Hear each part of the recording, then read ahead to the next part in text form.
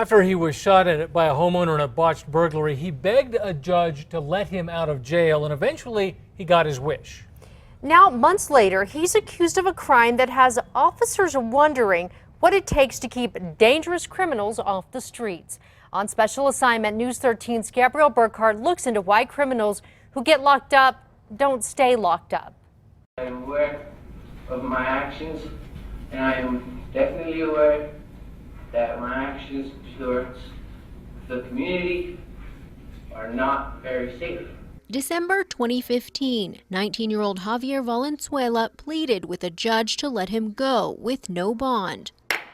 What landed Valenzuela in jail in the first place, police say, was a crime that almost got him killed. APD lapel video from December 2015 shows Valenzuela lying on the ground, dumped in front of UNM Hospital with gunshot wounds. Javier what? Valenzuela? Police say Valenzuela was shot at least twice after an armed homeowner caught him and an accomplice trying to steal his SUV. The homeowner says Valenzuela pointed a gun at him, but the homeowner shot first. Officers agreed the homeowner was defending himself. Valenzuela's pleas to the judge didn't work. His bond was set at $50,000 cash or surety, meaning he could get out by paying $5,000. But court records show weeks later, Valenzuela was released on pretrial services without paying anything. This was the start of a pattern. We're arresting the same people over and over again. In April, Valenzuela failed to comply with his conditions of release and was arrested.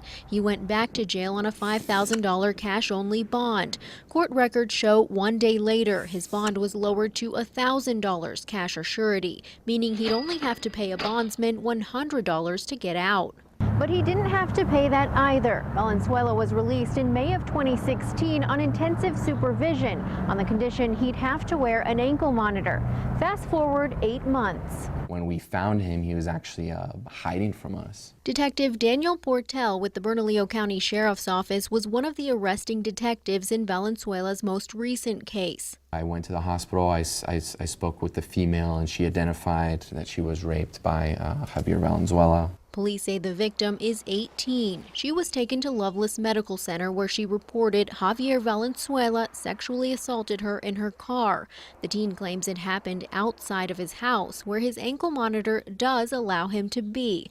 Detectives used GPS to track Valenzuela and arrested him last week for felony rape and false imprisonment. Is an ankle monitor enough for some of these criminals? Well, I think that the departments and our court system really need to work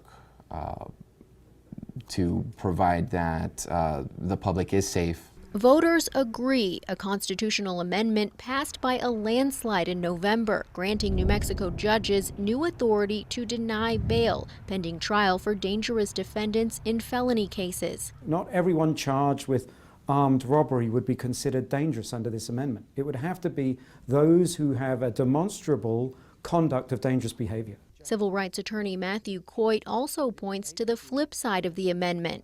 Those who are not dangerous should be released. In other words, poor people shouldn't sit in jail waiting for their case because they can't afford to post a bond. He says it's up to prosecutors and judges to find the balance. In cases like Valenzuela's, booked 3 times in just over a year, this time he's still in jail on a no-bond hold. On special assignment, Gabrielle Burkhardt, KRQE News 13.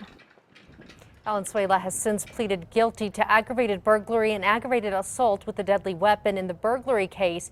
He should be sentenced for that case next month. You can read more about the new law regarding bail on our KRQE News app.